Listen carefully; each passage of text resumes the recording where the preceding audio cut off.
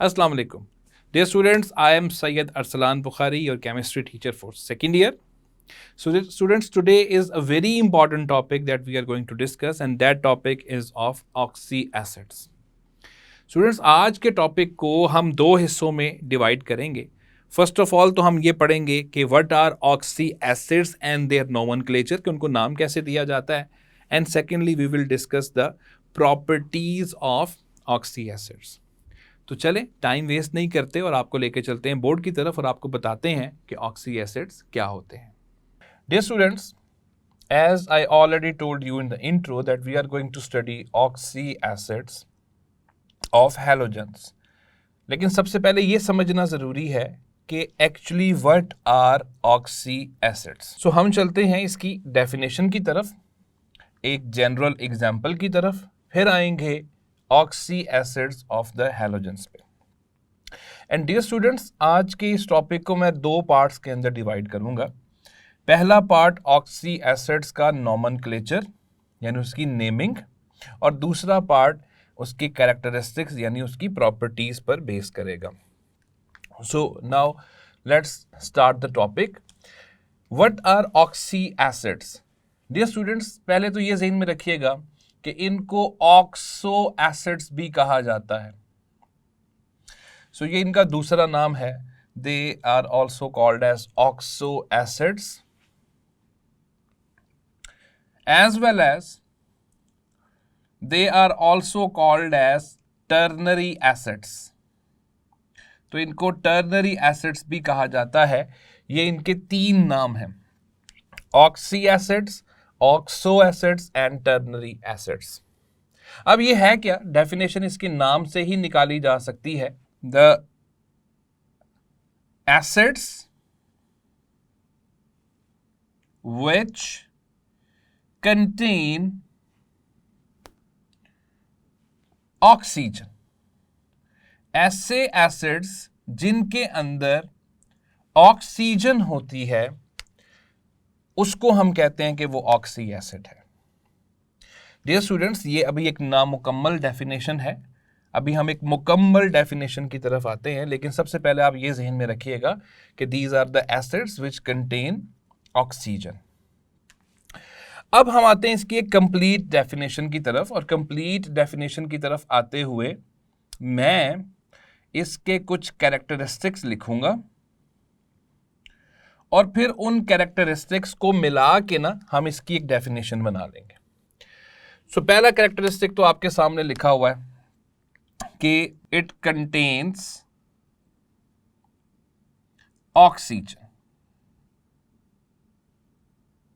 लेकिन अगर हम इसके स्ट्रक्चर को देखते हैं डियर स्टूडेंट्स, या इसके कॉम्पोजिशन को देखते हैं, तो हमें पता चलता है कि it contains hydrogen and oxygen. यानी इसमें सिर्फ ऑक्सीजन नहीं बल्कि हाइड्रोजन भी मौजूद होता है, बॉन्डेड. और डियर स्टूडेंट्स, याद रखिएगा ये कोवलेंट बॉन्डिंग शो करते हैं. Bonded with at least one other element. कम से कम उसमें एक और एलिमेंट होगा. सो ये बात ध्यान में रखिएगा. ऑक्सीजन भी होगी, हाइड्रोजन भी होगी, ऑब्वियसली एसिड्स हैं तो H पॉजिटिव तो उसके अंदर होगा. सो ऑक्सीजन भी होगी, हाइड्रोजन भी होगी, and they will be chemically bonded to at least some other element. कोई तीसरा एलिमेंट भी साथ में मौजूद होगा. अब आप समझ सकते हैं dear students, oxy acids of halogens का मतलब क्या है? ऐसे एसिड्स जिनके अंदर ऑक्सीजन भी है, हाइड्रोजन भी है और साथ में हैलोजन भी आ जाएगा. तो अभी हम उस डेफिनेशन की तरफ भी आते हैं. तीसरी बड़ी इंपॉर्टेंट बात, ये ऐसे एसिड्स हैं in which oxygen is bonded with at least one hydrogen atom. Oxygen कम से कम एक हाइड्रोजन एटम के साथ जरूर जुड़ा होता है। यह बात आपने डियर स्टूडेंट्स जहन में रखनी है। अब मैं आपको एग्जांपल देता हूं ऑक्सी एसिड्स की और इस बात को मैं समझाता हूं कि इसकी हमें जरूरत क्यों पेश आ रही है। Students look at the structure of sulphuric acid. इसमें H2SO4 कुछ इस तरह के स्ट्रक्चर के अंदर हम उसको शो करते हैं आमतौर पर। नाउ यू कैन क्लियरली सी, पहला कैरेक्टरिस्टिक देखें, it contains oxygen, yes it do contain oxygen, at least one atom तो होना चाहिए। Point number 2, it contains hydrogen and oxygen, yes it contains hydrogen and oxygen, bonded with at least one other element, कोई और element है, yes sulphur भी मौजूद है। And the very important point that oxygen is bonded with at least one hydrogen atom. Oxygen और hydrogen के दरमियान bonding, कम से कम एक बॉन्डिंग हमें जरूर नजर आनी चाहिए। And why students? If you compare the electronegativities of these atoms, hydrogen and oxygen, you will get to know कि ऑक्सीजन की इलेक्ट्रोनेगेटिविटी हाइड्रोजन से ज्यादा है। So definitely the oxygen will carry a partial negative charge and hydrogen will carry a partial positive charge. इससे क्या होगा dear students? इससे इसके अंदर एसिडिक प्रॉपर्टी आएगी ना किसी भी वक्त हाइड्रोजन को लूज करने की, तो it can produce a proton. तो ये वाली जो प्रॉपर्टी है ये है to produce a proton, to produce a proton. तो ये असल में इस वजह से होगी कि प्रोटॉन जो है वो प्रोड्यूस, और ये बड़ा इंपॉर्टेंट पॉइंट है जिसको मैंने स्टार्ट पे डिस्कस किया और इसको इंशाल्लाह हमने आगे जाके बहुत डिटेल के साथ फिर डिस्कस करना। तो ध्यान में रखिएगा, oxygen is bonded with hydrogen का मतलब है इलेक्ट्रोनेगेटिविटी का डिफरेंस। इलेक्ट्रोनेगेटिविटी का डिफरेंस का मतलब क्या है? ऑक्सीजन ज्यादा इलेक्ट्रोनेगेटिव है, it will pull the pair of electron towards itself, जिसकी वजह से ये पार्शियल पॉजिटिव होगा। इसको किसी भी वक्त एसिड की प्रॉपर्टी के तौर पे लूज किया जा सकता है। So dear students, this is the main concept of oxy acids. ये होते हैं oxy acids. Now what are oxy acids और ऑक्सो एसिड्स ऑफ हैलोजेंस, कि उनके ऑक्सी एसिड्स क्या होंगे। सो डियर स्टूडेंट्स, इस कॉन्सेप्ट को ज़हन में रखिएगा। इट मींस ऑक्सी एसिड्स हैं तो they will contain oxygen and hydrogen covalently bonded to some other element, और अगर हम हैलोजेंस की बात कर रहे हैं तो इसका मतलब है इसमें हैलोजेंस भी होंगे। सो डियर स्टूडेंट्स, इसको आप केमिकली जिस फॉर्मूले के तहत लिख सकते हैं वो होगा HOX, यानी हाइड्रोजन भी है, ऑक्सीजन भी है और हैलोजन भी है। So this will be the chemical representation in terms of general formula of oxy acids of halogens. So dear students, अब इसकी कुछ डिटेल के ऊपर आते हैं। एक बात ज़हन में रखिएगा, very important to know that fluorine do not possess या do not form, बेहतर वर्ड है form, ऑक्सी एसिड्स। ये ऑक्सी एसिड्स इसके अभी तक तो कोई नहीं देखे गए, यानी एक मौजूद है और उसका फॉर्मूला आपकी बुक के अंदर गिवन है HOF। रिसेंटली इसको प्रोड्यूस किया गया है, बट इसके ऊपर स्टडी भी बहुत कम है और ये कुछ अनस्टेबल भी है, दैट इज वाई हम इसकी स्टडी नहीं करेंगे। सो फ्लोरीन जो है उसके ऑक्सी एसिड्स को तो हम निकाल देते हैं बाहर। तो डियर स्टूडेंट्स, चलते हैं आगे, इसके आगे क्या है। तो मैं आपको सिर्फ एक एग्जांपल दूंगा और उस एक एग्जांपल से आपको क्लियर हो जाएगा कि ऑक्सी एसिड्स ऑफ हैलोजेंस जो हैं वो किस तरीके से आपने उसको रिप्रेजेंट करना है। मैं आपको एग्जांपल देता हूं ऑक्सी एसिड्स ऑफ क्लोरीन की। Oxy acids of chlorine, chlorine shows 4 oxy acids, और वो क्या है? HClO, HClO2, ClO3 और HClO4।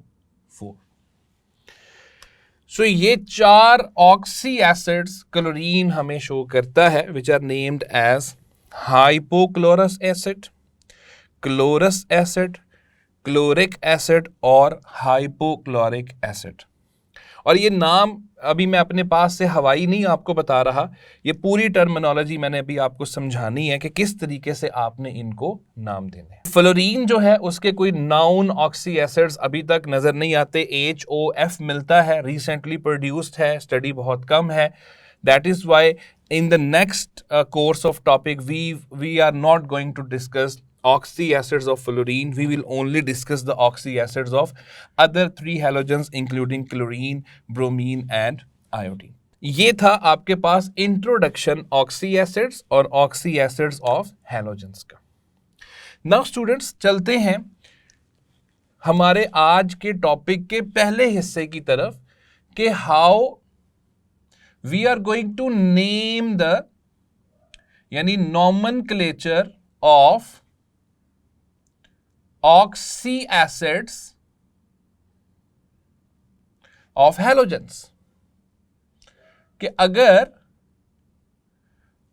हमारे सामने हैलोजेंस के ऑक्सी एसिड्स आ जाएं तो हमें उनको नाम किस तरीके से देना है। सो डियर स्टूडेंट, सबसे पहले तो इस टर्मिनोलॉजी को समझिए that what is nomenclature. This word nomenclature means naming, या we can say that scientific naming। तो जब भी हम scientific naming किसी substance की करते हैं तो that scientific naming is called as nomenclature। The word nomen means name। तो ये nomenclature का मतलब है scientific naming। तो हम जो कंपाउंड्स को नाम देते हैं हमने उसके लिए कुछ रूल्स बनाए हुए हैं। उन रूल्स को आज हम पढ़ेंगे कि अगर ऑक्सी एसिड्स ऑफ हैलोजेंस हमारे सामने आ जाते हैं तो हमने उनको नाम कैसे देना है। डियर स्टूडेंट्स, नाम देने के रूल्स से पहले I would like to tell you one thing कि ये जो नोमेनक्लेचर है ये असल में बेस किस पे करता है। What is the basis.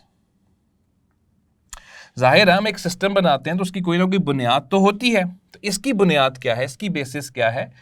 The basis for this nomenclature system is oxidation number या ऑक्सीडेशन स्टेट भी जिसको आप कहते हैं of the halogen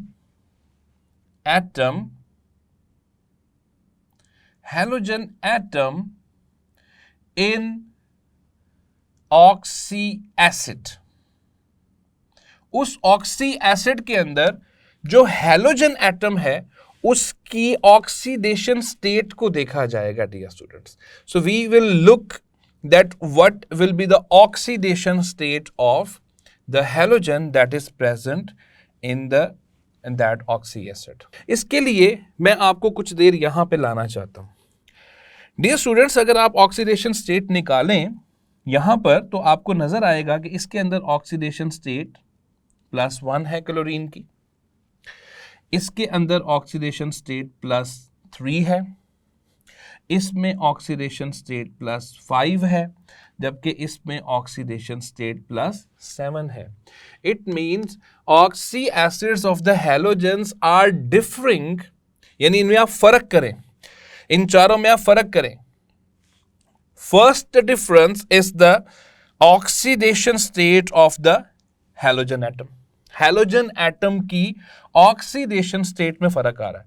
so dear students, ये डिफरेंसेस जरा जहन में रखते जाइएगा। The first difference I am telling you in the oxy acids of halogens is the oxidation state of the halogen atom that is present in that respective oxy acid। और इसी oxidation number की बुनियाद पर हमने ये nomenclature design किया है, ये सिस्टम डिजाइन किया है। There must be some terminologies जो आपके जहन में होनी चाहिए बिफोर स्टडिंग दिस टॉपिक।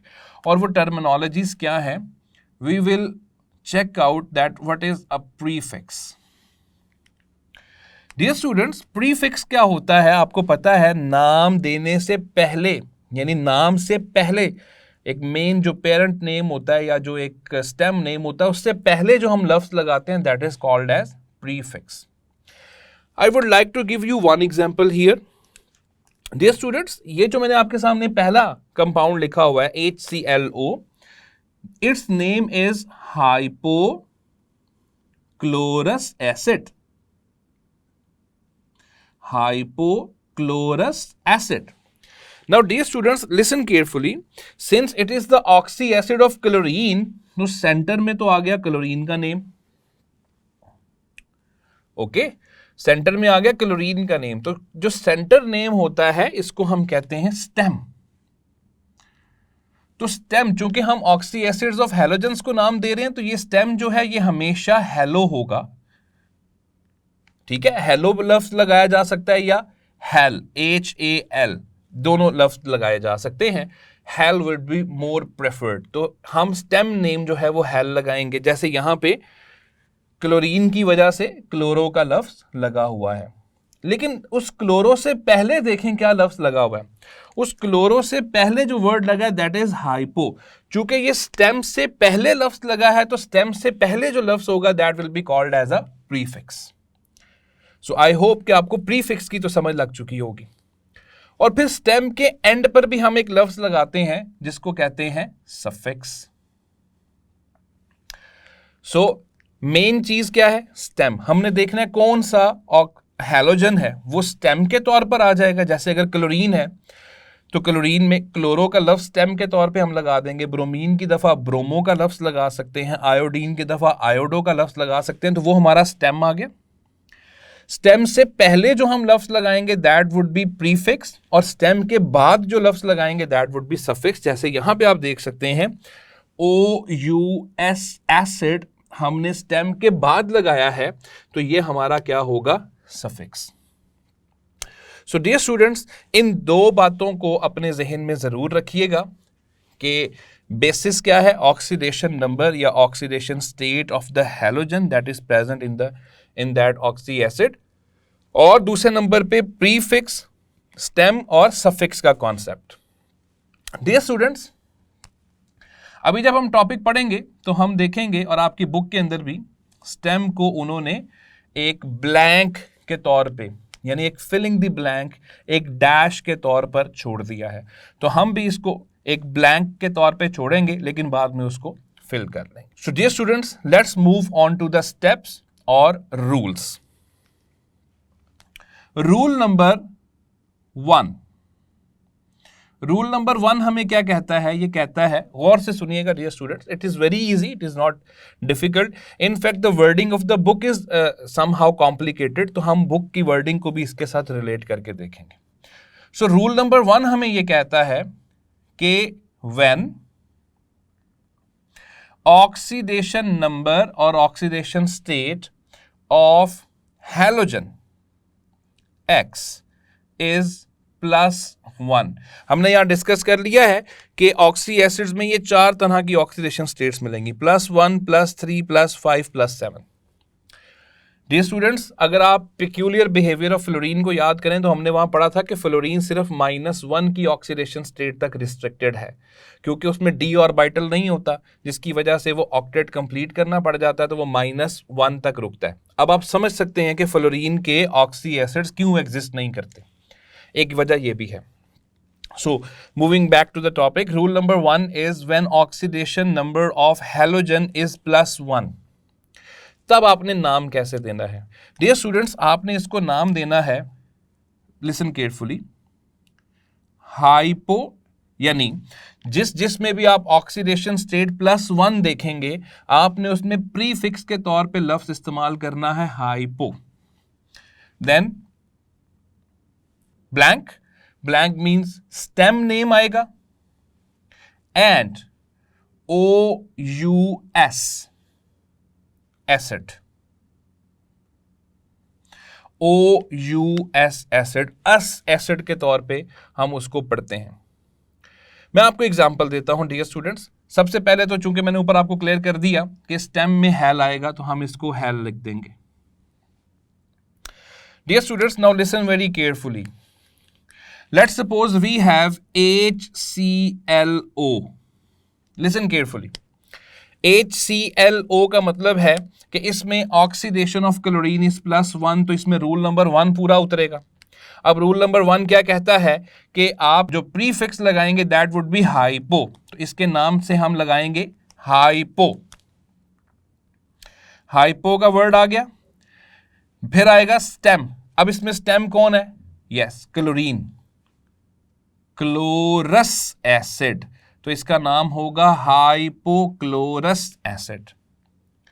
इसी तरह डियर स्टूडेंट्स, अगर हमारे पास HBRO है,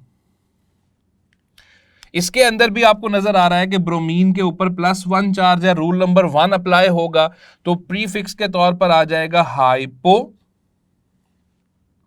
और ब्रोमीन स्टेम है तो ब्रोमस एसिड, तो इसका नाम होगा hypobromous acid. Hypochlorous acid, hypobromous acid. अब आपको समझ लग चुकी है कि इसको नाम कैसे देना है। नाउ डियर स्टूडेंट्स, अगर ये अपने सॉल्ट्स बनाते हैं, एंड यू बेटर नो कि सॉल्ट कैसे बनता है, मैं आपको समझा देता हूं। अगर ये एक एसिड है ऑब्वियसली, तो इसका जब H रिप्लेस हो जाएगा, लेट्स सपोज ये H रिप्लेस करने कौन आ गया? कोई मेटल आ गया, या तो मेटल आता है आमतौर पे, या अमोनियम आयन आता है, लेकिन हम मेटल की डिस्कशन करेंगे क्योंकि ज्यादातर केसेस में हमने मेटल को ही देखा है। तो फर्ज कीजिए एक मेटल आ गया, इसको रिप्लेस करने, लेट्स सपोज सोडियम आ गया। तो जब ये मेटल इस H को रिप्लेस कर देगा, तो dear students the resulting compound will be a salt. अब अगर आप इसका सॉल्ट बनाते हैं, तो ये नॉमेनक्लेचर जो हम पढ़ रहे हैं ना, ये सॉल्ट का नाम भी हमें बता देता है। फर्ज कीजिए कि हम यहां पे इसके सॉल्ट की बात करते हैं, और सॉल्ट कैसे बना? सॉल्ट बना, कोई मेटल आया, उसने हाइड्रोजन को उसकी जगह से डिस्प्लेस कर दिया, लाइक Na, तो आपके पास आ गया NaClO। NaClO। ऐसे में डियर स्टूडेंट्स रूल हमें क्या कहता है? रूल सुन लीजिएगा। रूल ये कहता है कि आपने प्रीफिक्स हाइपो ही इस्तेमाल करना है, क्योंकि यहां पर भी क्लोरीन के ऊपर ऑक्सीडेशन स्टेट क्या है? +1। तो जहां जहां पर हैलोजन के ऊपर ऑक्सीडेशन स्टेट +1 होगी, वहां प्रीफिक्स सेम होगा, तो इसके नाम के साथ भी हम शुरू में हाइपो ही लगाएंगे। ऑब्वियसली ये मैं अभी सिर्फ आपको अगले पार्ट का नाम बता रहा हूं, इससे पहले सोडियम लगेगा, तो पहले मेटल का नाम लगेगा सोडियम, फिर साथ में हाइपो का लफ्ज आ गया क्योंकि ऑक्सीडेशन स्टेट +1 है। दरमियान में अब हाइपो के बाद क्या आएगा? Stem name. अब स्टेम नेम कौन है डियर स्टूडेंट्स? स्टेम नेम यहां पे क्लोरीन आएगा। और रूल क्या कहता है? रूल कहता है, मैं यहां पे आपको मेंशन कर देता हूं ताकि आपको तंगी ना हो। डियर स्टूडेंट्स, मैं यहां मेंशन कर रहा हूं, अगर ये अपना सॉल्ट बनाता है, तो सॉल्ट की दफा नाम में आपने क्या करना, गौर से देखिएगा, हम यहां पे हाइपो लिखेंगे, दरमियान में आएगा स्टेम नेम और आइट। क्या आएगा? आइट, ITE। सो डियर स्टूडेंट्स, यहां पे देखिएगा सोडियम पहले आ गया, +1 का मतलब है हाइपो, और स्टेम नेम कौन होगा? क्लोरीन, तो इसका नाम होगा hypochlorite. So dear students, its name will be sodium hypochlorite, not chloride. Chloride में क्लोरीन पे -1 चार्ज होता है, तो हाइपोक्लोराइट का मतलब है कि उसके ऊपर +1 चार्ज है। इसी तरह अब हम पूरा नाम लिखने की कोशिश करेंगे। इसी तरह मैं आपको दूसरी एग्जांपल दे रहा हूं कि अगर सोडियम आके HBRO में से H को रिप्लेस कर दे, तो ये बन जाएगा NaBRO। सो डियर स्टूडेंट्स, शुरू में लगा हुआ है सोडियम, तो हम नाम में लिखेंगे sodium. Oxidation state of bromine is +1, तो +1 का मतलब है हाइपो का लफ्ज आ गया। स्टेम नेम कौन है? ब्रोमीन, और आइट लग जाएगा, तो इसका नाम होगा hypobromite. So the complete name would be sodium hypobromite. So that is the rule number 1। और अभी हम इसको बुक की वर्डिंग के साथ रिलेट करके देखेंगे। आप जस्ट रूल नंबर 2 समझ लीजिए, फिर मैं आपकी बुक की वर्डिंग की तरफ आता हूं। So I hope rule number 1 की तो आपको मुकम्मल समझ लग चुकी होगी। So now moving on to the rule number 2। Rule number 2 is about the oxidation state of +3. So dear students, when oxidation number of halogen is +3, जब हैलोजन का ऑक्सीडेशन नंबर +3 हो जाए, जैसे यहां पे आप HClO2 में देख सकते हैं कि +3 है। रूल सुनिएगा डियर स्टूडेंट्स, ऐसे में प्रीफिक्स हम कोई भी नहीं लगाएंगे, ऐसे में प्रीफिक्स हम कोई भी नहीं लगाएंगे। स्टेम नेम आएगा ब्लैंक, स्टेम नेम और OUS एसिड, बस, ठीक है। स्टेम नेम यानी नो प्रीफिक्स, स्टेम नेम और एंड पे सफिक्स OUS एसिड। और अगर ये अपना सॉल्ट बनाता है डियर स्टूडेंट्स, अगर ये अपना सॉल्ट बनाता है, सो सॉल्ट की दफा क्या होगा, सॉल्ट की दफा भी there will be no prefix, कोई प्रीफिक्स नहीं होगा, लाइक सीधा ब्लैंक, मतलब स्टेम नेम और आइट, बस। यानी हाइपो का प्रीफिक्स हमने खत्म कर दिया, यहां से भी हमने प्रीफिक्स खत्म कर दिया हाइपो, और यहां से भी हमने प्रीफिक्स खत्म कर दिया। तो यहां हाइपो हैलाइट था, ठीक है, मैं इसको कंप्लीट अगर करता हूं तो हाइपो हैलाइट बनता था। यहां पर जस्ट क्या बनेगा डियर स्टूडेंट्स, यहां पे हैलस एसिड बन जाएगा और हैलाइट बन जाएगा, ठीक है। आप इसकी जब तक एग्जाम्पल नहीं पढ़ेंगे हो सकता है आपको थोड़ी सी कंफ्यूजन रहे। तो चलते हैं एग्जाम्पल की तरफ। So dear students, let's suppose हम एग्जाम्पल की बात करते हैं HClO2, ये मैंने आपके सामने लिखा हुआ है HClO2। सो जब हम HClO2 की तरफ आते हैं डियर स्टूडेंट्स, तो जरा गौर कीजिए। Now the oxidation state is +3, +3 के ऊपर रूल नंबर 2 अप्लाई हो रहा है, तो रूल नंबर 2 अप्लाई होने का मतलब है there will be no prefix. Halous acid, hal क्या है, ये इसका स्टेम नेम है, तो इसमें स्टेम कौन है, chlorine. So students it's name will B simple chlorous acid, इसका नाम क्या हुआ, क्लोरस एसिड, सिंपल। इसी तरह अगर आयोडीन का आ जाता है लेट्स सपोज, तो वो आयोडस एसिड हो जाएगा। अब डियर स्टूडेंट्स, अगर ये अपना सॉल्ट बनाता है, ठीक है, फर्ज कीजिए कि ये हाइड्रोजन रिप्लेस हो जाता है बाय अ मेटल, तो ये सॉल्ट बन जाता है NaClO2।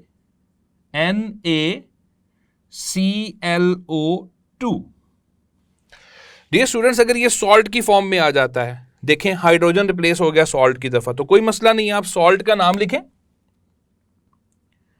सोडियम, पहले मेटल का नाम आ गया सोडियम, सॉल्ट की दफा there is no prefix, hal यानी स्टेम नेम और आइट, अब स्टेम कौन है, क्लोरीन, तो इसका नाम होगा sodium chlorite.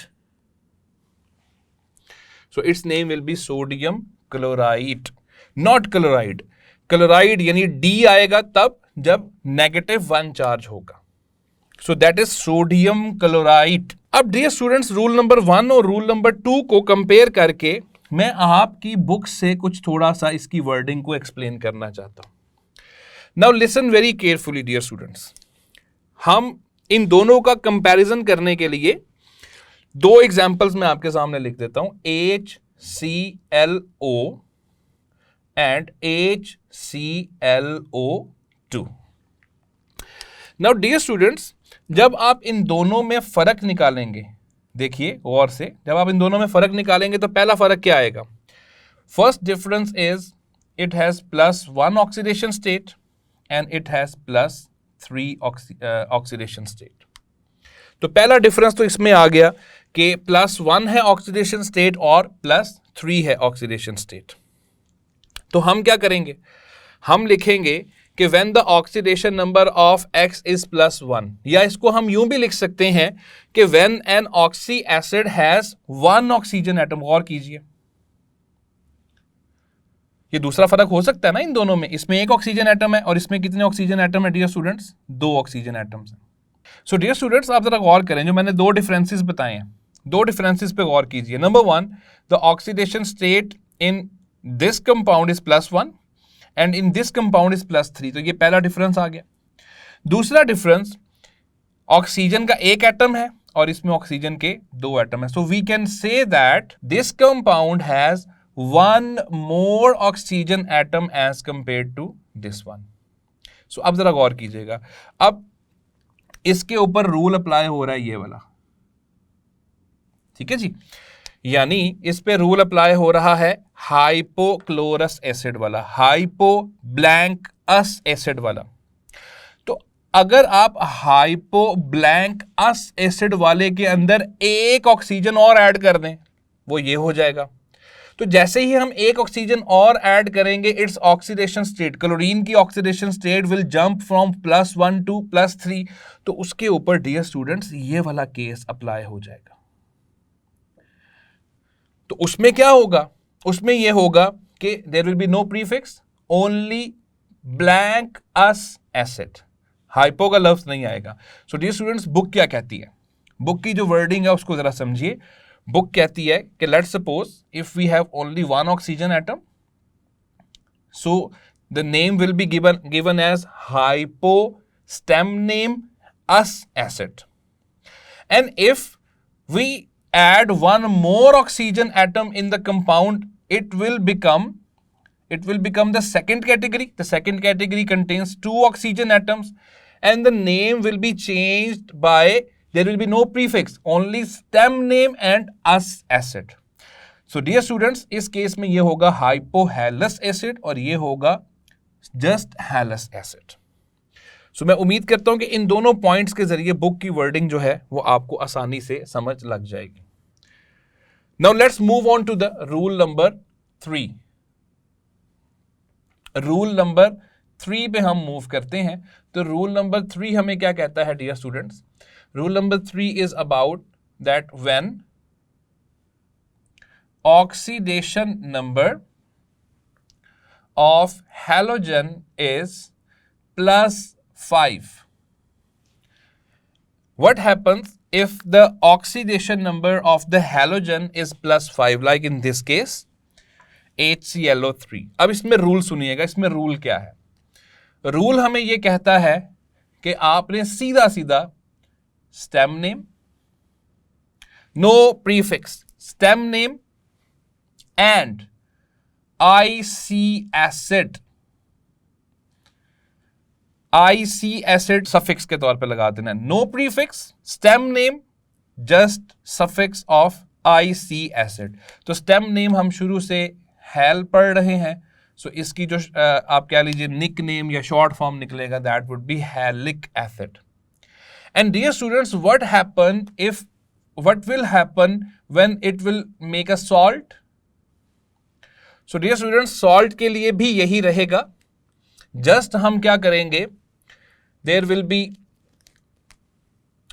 Stem name 8 ATE 8 और स्टेम नेम कौन है?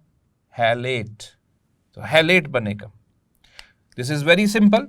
चलें एक एग्जाम्पल के साथ डिस्कस करते हैं। एग्जाम्पल से आपको जल्दी चीजें समझ आ जाती हैं। तो मैं आपके सामने HClO3 लिखता हूं, HClO3। सो डियर स्टूडेंट्स, इसमें हमें नजर आ रहा है कि क्लोरीन की ऑक्सीडेशन स्टेट है +5, and if the oxidation state is +5, it means we are going to apply rule number 3। You will just write the stem name, and what is stem? That is chlorine, so it will be chloric acid. So it will be chloric acid, HiO3, in case HiO3, iodic acid. सो ये बात students ध्यान में रखिएगा कि जब इनकी oxidation state +5 होगी, so there will be no prefix, just the stem name of that particular halogen and just IC acid. Now students, move on to the part of salt formation. Let's suppose iska hydrogen has been replaced by sodium. तो ये जो मैं arrow लगाता हूँ ये आप खुद ही समझ जाया कीजिए कि ये सॉल्ट की हम बात कर रहे हैं। सो लेट्स सपोज अगर इसकी जगह पर आ जाता है, सोडियम की जगह पर आ जाता है NaClO3, ये सॉल्ट बन गया। सो डियर स्टूडेंट्स, सॉल्ट का मैंने आपको क्या बताया था, no prefix, just stem name 8। अब इसमें हमारे पास मेटल के तौर पे कौन है, sodium, okay, stem name chlorine, और एंड पे 8 सोडियम क्लोरेट, पोटेशियम क्लोरेट। अगर यहां पे पोटेशियम लग जाता है जैसे कि KClO3 के केस में potassium chlorate. So dear students, ये है रूल नंबर 3। अब आगे मूव करते हैं students. The final rule is rule number 4 naming के लिहाज से, रूल नंबर 4। अब रूल नंबर 4 क्या कहता है, एक ही ऑक्सीडेशन स्टेट बची है ना हमारे पास, +7। सो ये कहता है कि when oxidation number of halogen is +7, तब हमें क्या करना है, when oxidation number of halogen is +7, so dear students we will add a prefix, हम एक prefix add करेंगे and that prefix is per, PER, per, stem name और IC acid, IC acid, and if it is going to make a salt,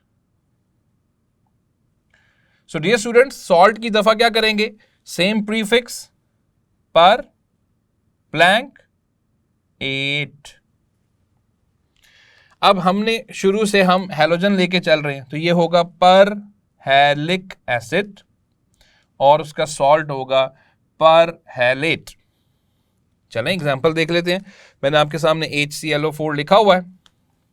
so let's suppose if we have HClO4, now you can clearly see the oxidation state is +7, क्योंकि 4 oxygen है तो 4 oxygen के ऊपर आपको पता है -8 और +1 उसमें से जाएगा तो डिफरेंस -7 है, इसलिए क्लोरीन के ऊपर +7 आएगा। सो डियर स्टूडेंट्स, इसका नाम क्या होगा, जब +7 आ रहा है तो we will add prefix per, stem name क्या होगा, chlorine, perchloric acid, HiO4. The oxidation state on iodine is +7 per iodic acid. ठीक है, बहुत सारे बच्चे इसको periodic acid पढ़ लेते हैं, that is wrong, per iodic acid. Now dear students, let's talk about the salt. If this hydrogen is replaced by some metal, let's suppose if it is replaced by Na, sodium, so it will form sodium ClO4. अब sodium ClO4 का नाम क्या होगा dear students, हमने salt में पढ़ा, लफ्ज आ जाएगा पर, stem name halogen, stem name कौन है, क्लोरीन, पर chlorate, so it's name will B sodium पर क्लोरेट। और अगर पोटेशियम आ जाता है तो पोटेशियम पर क्लोरेट, सोडियम पर आयोडेट। सो डियर स्टूडेंट्स, ये इनकी नेमिंग होगी। अब रूल नंबर 3 और रूल नंबर 4 जो है, इसको आपकी बुक की अगर हम वर्डिंग से समझाएं, सो डियर स्टूडेंट्स, मैं यहाँ पे 2 एग्जांपल्स आपके सामने डिस्कस करना चाहता हूँ। मैं यहाँ पे एग्जांपल लिखता हूँ HClO3 और HClO4। तो अब आप इन दोनों में डिफरेंस कीजिए डियर स्टूडेंट्स, जल्दी से इन दोनों में डिफरेंस कीजिए। First difference is the oxidation state of chlorine, इसमें +5, इसमें +7, तो ये पहला डिफरेंस आ गया। And second is the number of oxygen atoms, you can clearly सी कि जब आपने उसको हैलिक एसिड लिखा, आईसी एसिड लिखा, तो उसमें ऑक्सीजन 3 थे, और जब आपने उसे पर आईसी एसिड लिखा तो उसमें ऑक्सीजन एटम कितने हो गए? 4। सो हम ये भी कह सकते हैं कि आईसी एसिड वाले के अंदर जिसमें ऑक्सीडेशन +5 है, जब उसमें एक हाइड्रोजन ऐड हो, it has 1 more oxygen atom and becomes 4 oxygen atom, तो नाम ये लगेगा। सो डियर स्टूडेंट्स, ये 4 रूल्स हैं जिनको आपने ज़हन में रखना है in order to give the names. And rule number 5 is very simple. Rule number 5 root के बारे में है। रूट जो होता है वो पेरेंट नेम के तौर पे चला जाता है। फॉर एग्जाम्पल, आप यहाँ पे देख सकते हैं कि ये इसकी रूट है, तो जब सॉल्ट बन रहा है तो ये इसकी रूट है, तो ये आपके सामने ही है कि ये पेरेंट नेम की सूरत में ही जा रहा है। सो ये क्लोरेट की सूरत में, पेरेंट नेम वो होता है जो नाम के एंड पे लग रहा होता है। सो डियर स्टूडेंट्स, ये क्लोरेट जो है ये शो करता है कि रूट जो है वो पेरेंट नेम के तौर पर चली जाएगी। सो that is the topic of oxy acids of halogens and how we are going to give names to the oxy acids of halogens. So dear students, now let us move on to the second part of the topic, जिसके अंदर हमने oxy acids की चंद एक properties को discuss करना है। But before starting the properties, मैं यहाँ पर एक चीज़ ज़रूर students आपको mention करना चाहता हूँ, और वो चीज़ क्या है? उस चीज़ के लिए मैं आपको लेके जाना चाहूँगा ब्लैक बोर्ड की तरफ। तो चलते हैं ब्लैक बोर्ड की तरफ। नाउ डियर स्टूडेंट्स, अगर आप देखें तो इस टेबल के अंदर हमें मुख्तलिफ ऑक्सी एसिड्स नज़र आ रहे हैं हैलोजेंस के, अदर दैन फ्लोरीन। अब उसमें क्लोरीन के 4 ऑक्सी एसिड्स, ब्रोमीन के 2 और आयोडीन के 3 ऑक्सी एसिड्स लिखे हैं। स्टूडेंट्स, इसमें से मैंने एक आयोडीन का पर आयोडिक एसिड आपके सामने हाईलाइट किया है। आप इसको देखें क्योंकि मैं इसको थोड़ा सा डिटेल में एक्सप्लेन करना चाहता हूँ। सो स्टूडेंट्स, चलते हैं वापस बोर्ड की तरफ। ओके, अब आपने टेबल में देखा डियर स्टूडेंट्स कि ऑक्सी एसिड्स में जो पर आयोडिक एसिड है उसका फॉर्मूला है HiO4, और इसको नाम कैसे देना है हम डिटेल में पढ़ चुके हैं। बट डियर स्टूडेंट्स, जो मैंने हाईलाइट किया टेबल में, उस टेबल में आपने देखा कि इसको H5IO6 भी लिखा गया है। डियर स्टूडेंट्स, इस चीज को समझाना है कि why it is written as H5IO6। Dear students, ये इसकी असल में हाइड्रेटेड फॉर्म है। ये आयोडिक एसिड की हाइड्रेटेड फॉर्म है, और हाइड्रेटेड फॉर्म का मतलब है इसके साथ वाटर मॉलिक्यूल्स अटैच होते हैं। डियर स्टूडेंट्स, जब हम इसका फॉर्मूला हाइड्रेटेड फॉर्म में देखते हैं ना, तो वो होता है HiO4 attached two molecules of water. So it is a dihydrate. Dihydrate means 2 water molecules are attached with it. तो जब हम ये जब दो वाटर मॉलिक्यूल्स फॉर्मूले में ऐड करेंगे, सो H जो है वो 4 एटम्स ऐड होंगे तो H5 हो जाएगा I, और 2 ऑक्सीजन एटम्स ऐड होने का मतलब है O6। सो डियर स्टूडेंट्स, ये चीज़ थोड़ी सी कंफ्यूजिंग थी बहुत सारे बच्चों के लिए, तो मैंने इसको एक्सप्लेन कर दिया।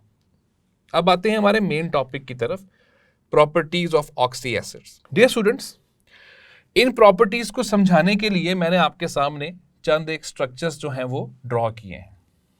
This is the structure of hypochlorous acid,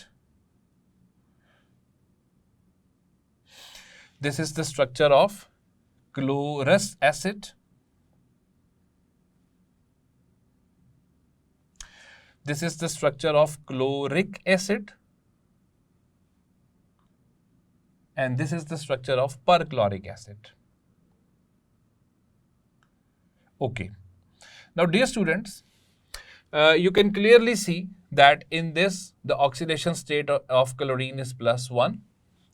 In this case, the oxidation state of chlorine is +3. In this case, the oxidation state of chlorine is +5. And in this case, the oxidation state of chlorine is +7. Dear students, मैंने ये सिर्फ structures आपके सामने draw किए हैं, यानी original structure से ये थोड़ा से डिफर कर सकते हैं। ऑब्वियसली आपको पता है इलेक्ट्रॉन्स की जो रिपल्शन होती है उसकी वजह से बॉन्ड एंगल्स चेंज होते हैं, बट हमारा चूंकि यहाँ बॉन्ड एंगल्स के साथ पर्टिकुलरली कोई ताल्लुक नहीं है, इसलिए मैंने सीधे सीधे स्ट्रक्चर्स जो हैं वो आपके सामने बना दिए हैं। नाउ डियर स्टूडेंट्स, एक बात आप जहन में रखिएगा, मैं कुछ चीज़ों को पॉइंट आउट करने जा रहा हूँ before starting the main topic. यहाँ पर ऑक्सीडेशन स्टेट ऑफ क्लोरीन हमें +1 नज़र आ रही है और ऑक्सीजन एटम्स जो है वो जस्ट हमें 1, ये मैं जो 1 लिख रहा हूँ डियर स्टूडेंट्स, ये ऑक्सीजन एटम्स है, तो मैं इसके साथ मेंशन कर देता हूँ कि ये 1 ऑक्सीजन एटम हमें यहाँ पे नज़र आ रहा है। यहाँ पर ऑक्सीडेशन स्टेट ऑफ क्लोरीन जो है वो चेंज होके +3 हो गई और यहाँ पे हमने देखा कि ऑक्सीजन एटम्स भी बढ़कर 1 से 2 हो गए और यहाँ पर ऑक्सीडेशन स्टेट ऑफ क्लोरीन +5 है, ऑक्सीजन एटम्स बढ़कर 3 हो गए और यहाँ पर ऑक्सीडेशन स्टेट +7 है and you can clearly see the number of oxygen atoms are 4। So dear students, ये चंद एक बातें जो हैं वो आपने जहन में रखनी है, then we'll move on to the main topic. Properties को डिस्कस करने से पहले मैं एक चीज यहाँ पे बताना चाहता हूँ आपको कि स्ट्रक्चर्स आपके सामने, यू कैन क्लियरली सी के chlorine is acting as a middle atom, जिसको आप कहते हैं सेंट्रल एटम। सो क्लोरीन जो है वो एक सेंट्रल एटम का किरदार अदा कर रहा है ऑल द ऑक्सी एसिड्स के अंदर।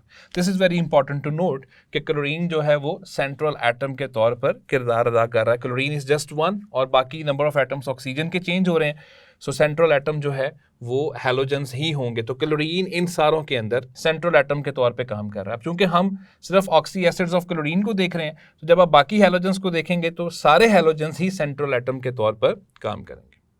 अब डियर स्टूडेंट्स, जिन प्रॉपर्टीज की तरफ मैं आपको लेके जाना चाहता हूं, उन प्रॉपर्टीज में सबसे पहली प्रॉपर्टी मैं आपके साथ डिस्कस करना चाहता हूं bond polarity. This is very important to understand that what is bond polarity.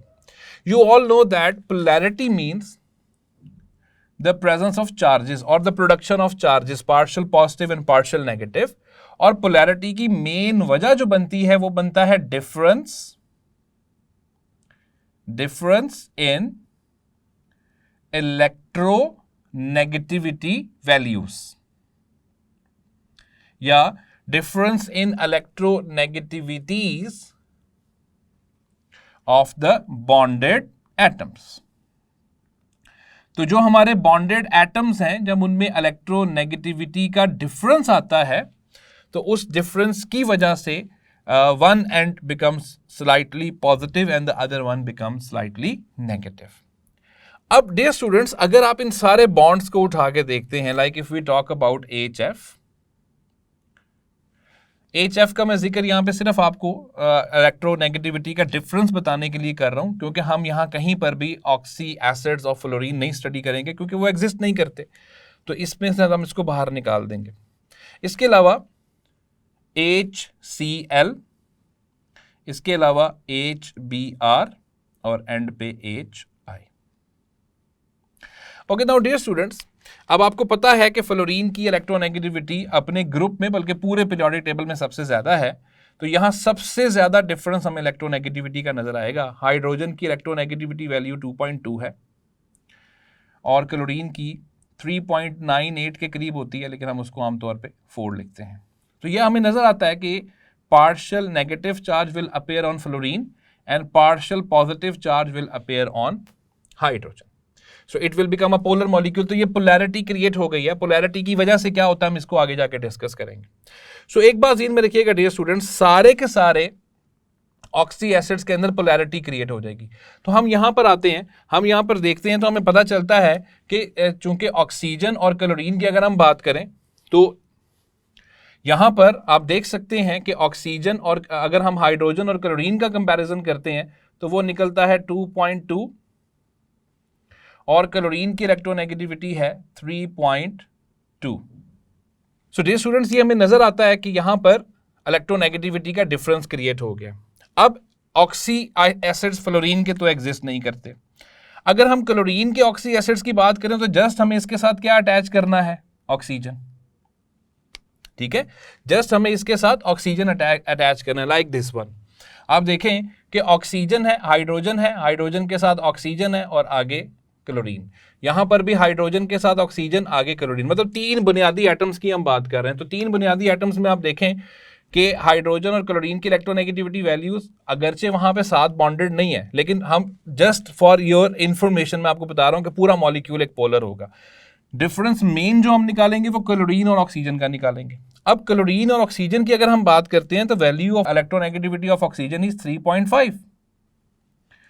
सो 3.5 का मतलब आप समझते हैं कि इलेक्ट्रोनेगेटिविटी का डिफरेंस आ गया। इलेक्ट्रोनेगेटिविटी के डिफरेंस आने की वजह से it will be a polar molecule. लेकिन हमने ये देखना है कि हाइड्रोजन के हिसाब से देखा जाता तो ये सारे इलेक्ट्रोनेगेटिव होते, इन सब के ऊपर पार्शियल नेगेटिव चार्ज आता है, लेकिन हमने कंपेयर करना है उसको ऑक्सीजन के साथ। तो जब हम उसको ऑक्सीजन के साथ कंपेयर करेंगे, since the electronegativity of oxygen is more than chlorine, bromine and iodine, so this and will become slightly negative. तो ज्यादा इलेक्ट्रोनेगेटिविटी वाला पार्शियल नेगेटिव हो जाता है, जबकि क्लोरीन जो होगा फिर हम उसको हाइड्रोजन के साथ कंपेयर नहीं करेंगे, क्योंकि डायरेक्टली आप देख सकते हैं कि किसी भी जगह पर क्लोरीन डायरेक्टली हाइड्रोजन के साथ अटैच नहीं है। तो हम इसका कंपैरिजन सिर्फ ऑक्सीजन के साथ करेंगे, तो ये हो जाएगा पार्शियल पॉजिटिव। इसी तरह जब ब्रोमीन, जिसकी इलेक्ट्रोनेगेटिविटी 3.9 समथिंग होती है, 2.9 समथिंग, जिसको हम 3 लिखते हैं, तो जब इसका हम ऑक्सीजन के साथ कंपैरिजन करेंगे, सो डियर स्टूडेंट्स, तब भी हम देखेंगे कि ऑक्सीजन के ऊपर पार्शियल नेगेटिव और ब्रोमीन के ऊपर पार्शियल पॉजिटिव चार्ज आएगा। And if we move even lower than bromine, तो हमें नजर आएगा कि आयोडीन, जिसकी इलेक्ट्रोनेगेटिविटी तकरीबन 2.7 होती है, जब हम इसको ऑक्सीजन के साथ कंपेयर करते हैं तो हमें नजर आता है कि इसमें भी पार्शियल नेगेटिव चार्ज जो है वो ऑक्सीजन के ऊपर ही आता है। हमारा यहाँ कंपैरिजन जो होगा एक्चुअली वो हैलोजन एटम, जो कि एक सेंट्रल एटम है, और ऑक्सीजन एटम, क्योंकि हाइड्रोजन के साथ बहुत सारे बच्चे इसको कंपेयर करते हैं। हाइड्रोजन के साथ हम यहाँ पर इसको कंपेयर नहीं करेंगे, हम हाइड्रोजन हैलाइड्स नहीं पढ़ रहे, हम ऑक्सी एसिड्स पढ़ रहे हैं, तो उसमें हम कंपैरिजन इसका हैलोजन एटम का ऑक्सीजन एटम के साथ करेंगे। सो सिंस इसकी electronegativity is less than oxygen, तो ये हो जाएगा पार्शियल पॉजिटिव और ऑक्सीजन हो जाएगा partial negative. Now dear students, यहाँ से हम रिजल्ट क्या निकाल रहे हैं? यहाँ से हम ये रिजल्ट निकाल रहे हैं, फ्लोरीन को तो आप इस केस से बाहर निकालें, तो यहाँ से हम रिजल्ट क्या निकालते हैं डियर स्टूडेंट्स? रिजल्ट ये निकलता है कि जनाब तमाम ऑक्सी एसिड्स, क्लोरीन, ब्रोमीन और आयोडीन के ऐसी ऑक्सी एसिड्स के अंदर हमें बॉन्ड पोलैरिटी नजर आती है। हमें क्या नजर आती है? Bond polarity. अब डियर स्टूडेंट्स, बॉन्ड पोलैरिटी हमें आप देख सकते हैं क्लोरीन की दफ़ा भी, ब्रोमीन और आयोडीन सब की दफ़ा बॉन्ड पोलैरिटी नज़र आ रही है। इसका मतलब है कि ये जितने भी ऑक्सी एसिड्स ये तीनों बनाएंगे वो पोलर नेचर के होंगे। सो जो पहली प्रॉपर्टी मैं आपको एक्सप्लेन करना चाहता हूँ वो बॉन्ड पोलैरिटी है, जिसमें हमने हाइड्रोजन के साथ उसको कंपेयर नहीं करना, हम ऑक्सीजन के साथ उसको कंपेयर कर रहे हैं। ऑक्सीजन के साथ कंपेयर करने पे हमें पता चल रहा है कि बॉन्ड पोलैरिटी नहीं कर रही है। All the oxy acids are polar in nature. अब इनके पोलर होने की वजह से क्या क्या चीजें हमारे सामने आ सकती हैं? Dear students, this is very important to understand. Bond polarity का हम यहां पे रिलेशनशिप 3 चीजों के साथ निकालेंगे। Number 1, bond polarity is directly proportional to thermal stability of the molecule. इस पॉइंट को जरा समझना है तमाम स्टूडेंट्स ने। इस पॉइंट्स को मैं समझाता हूं आपको, इस पॉइंट को मैं इन एग्जांपल्स के जरिए समझाता हूं। Now listen carefully dear students. आप देख सकते हैं कि यहां पर हाइपोक्लोरिक एसिड में जस्ट एक हाइड्रोजन एटम मौजूद है, जो कि बाकी सारों में सेम है, और एक ही ऑक्सीजन एटम मौजूद है। यहां पर एक हाइड्रोजन एटम जबकि 2 ऑक्सीजन एटम्स मौजूद हैं, और यहां पर एक हाइड्रोजन एटम और 3, और यहां एक हाइड्रोजन एटम और 4 ऑक्सीजन एटम। ये जो मैंने शुरू में आपको ऑक्सीजन एटम्स का डिफरेंस लिख दिया था ना, वो इसीलिए लिख के दिया था। नाउ डियर स्टूडेंट्स, इस चीज को जरा गौर से समझिएगा। Oxygen atom is attached from 2 sides. गौर से देखिए, from 1 side it is attached with hydrogen and from other side it is attached with the halogen. यहां पर हैलोजन एक ब्रिज के तौर पे काम कर रहा है, इधर भी ऑक्सीजन इधर भी ऑक्सीजन, ऑक्सीजन एक ब्रिज के तौर पे काम कर रहा है बिटवीन हाइड्रोजन एंड क्लोरीन, बाकी सबके अंदर भी ये चीज हमें नजर आती है. Now dear students listen carefully. Oxygen is a high electronegative atom, it has more electronegativity. अगर हम इसको अभी हम कंपेयर करके आए हैं, हाइड्रोजन से भी ज्यादा है इलेक्ट्रोनेगेटिविटी और हैलोजन से भी ज्यादा, तो ये हाई इलेक्ट्रोनेगेटिव एलिमेंट के अंदर आता है. डियर स्टूडेंट्स जो हाई इलेक्ट्रोनेगेटिव एलिमेंट्स होते हैं ना, उनकी एक प्रॉपर्टी होती है. वो प्रॉपर्टी क्या है? They are actually electron withdrawing atoms. ये इलेक्ट्रॉन विथड्रॉइंग एटम्स होते हैं. डियर स्टूडेंट्स इलेक्ट्रोनेगेटिविटी का कॉन्सेप्ट ज़हन में लेकर आए. Electronegativity is the ability of an atom to attract the shared pair of electrons toward itself in a molecule. अब आप समझ जाएंगे इलेक्ट्रॉन विथड्रॉइंग एटम्स कौन से हुए? जिनकी इलेक्ट्रोनेगेटिविटी ज्यादा है, इसका मतलब है वो ज्यादा खींच रहे हैं इलेक्ट्रॉन को. तो अगर यहां पे हम देखें तो यहां ऑक्सीजन का एक एटम है, इसका मतलब है कि ये इलेक्ट्रॉन्स को एक एटम उस हिसाब से ही खींचेगा अपनी तरफ इलेक्ट्रॉन पेयर को. यहां पर ऑक्सीजन के दो एटम्स हैं, कंबाइनिंग इफेक्ट ज्यादा होने की वजह से हाइड्रोजन के इलेक्ट्रॉन ज्यादा, ये वाला इलेक्ट्रॉन पेयर ज्यादा अट्रैक्ट होगा, तो इसलिए हम यहां पर इसके साथ डबल एरो लगा देते हैं.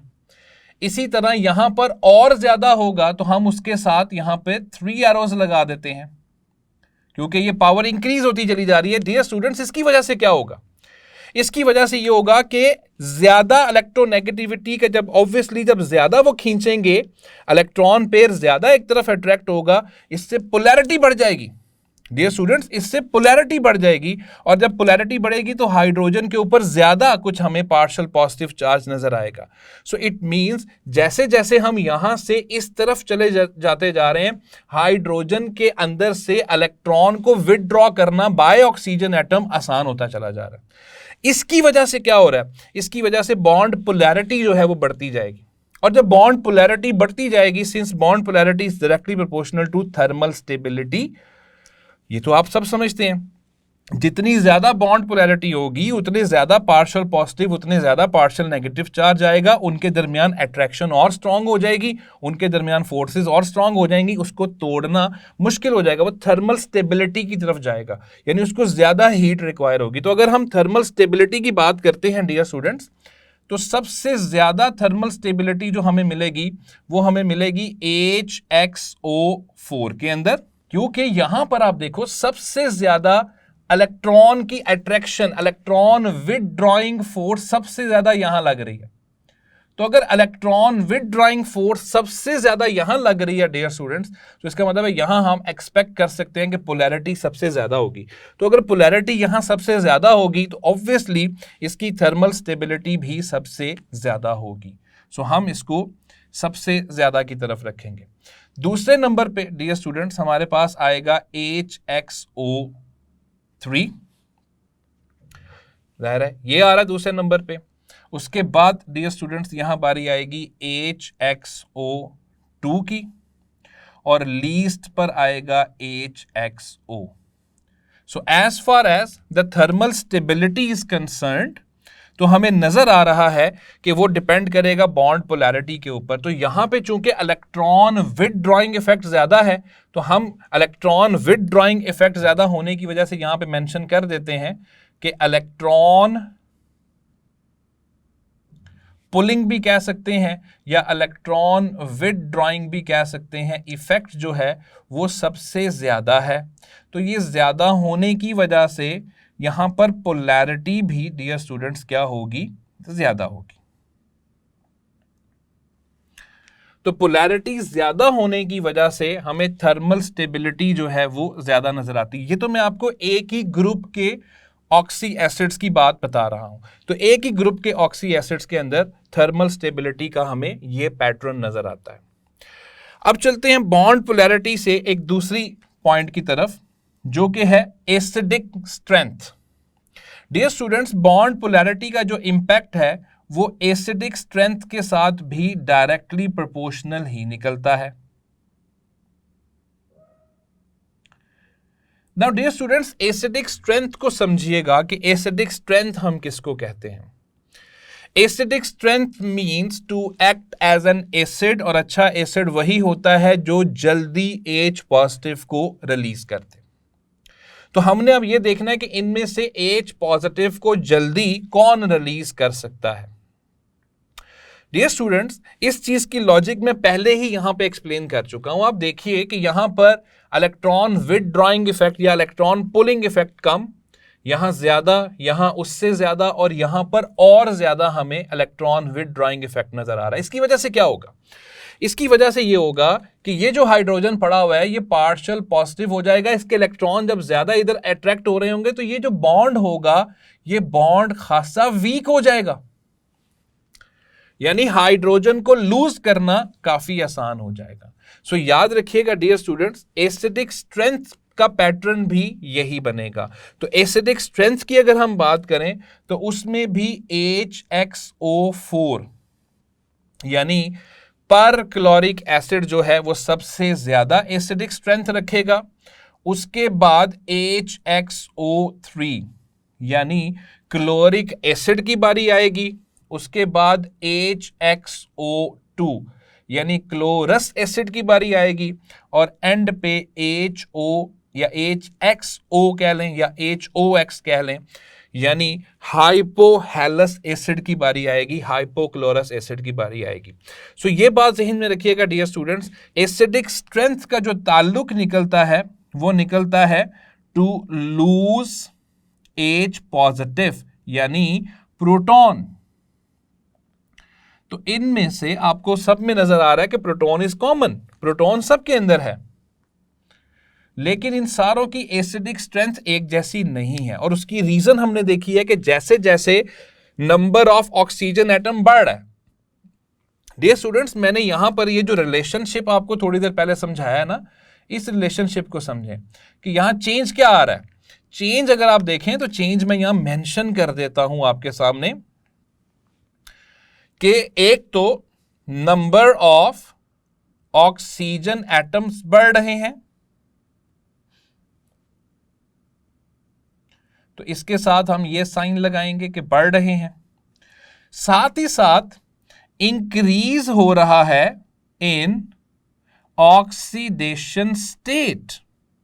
आपके सामने है कि जैसे जैसे ऑक्सीजन के एटम बढ़ते जा रहे हैं ऑक्सीडेशन स्टेट बढ़ती चली जा रही है।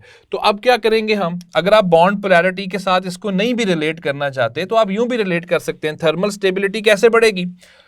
जैसे जैसे ऑक्सीडेशन स्टेट बढ़ती चली जाएगी थर्मल स्टेबिलिटी जो है वो भी बढ़ती चली जाएगी। आप देख सकते हैं कि यहां पे ऑक्सीडेशन स्टेट +7, यहां पे +5, यहां पे +3 और यहां पे +1 है। जैसे जैसे ऑक्सीडेशन स्टेट कम होती चली जा रही है थर्मल स्टेबिलिटी कम होती चली जा रही है, या इसका उल्टा आप यूं कह लें कि जैसे जैसे ऑक्सीडेशन स्टेट बढ़ेगी फ्रॉम 1 to +7 तो उसमें हम कहेंगे थर्मल स्टेबिलिटी बढ़ती चली जा रही है। इसी तरह एसिडिक स्ट्रेंथ की भी अगर हम बात करें तो एसिडिक स्ट्रेंथ के लिहाज से भी सेम पैटर्न बनेगा कि H पॉजिटिव को लूज करना पर क्लोरिक एसिड के लिए आसान होगा, जबकि हाइपोक्लोरस एसिड के लिए सबसे मुश्किल होगा। तो वो एक वीक एसिड और पर हैलिक एसिड जो है वो एक स्ट्रॉन्ग एसिड के तौर पर हमें नजर आएगा। डियर स्टूडेंट्स, एक और बात ज़हन में रखिएगा, इस रिलेशनशिप को हम ऑक्सीडाइजिंग पावर के साथ भी निकालते हैं, और वो आमतौर पे इसके इनवर्सली प्रोपोर्शनल निकलती है।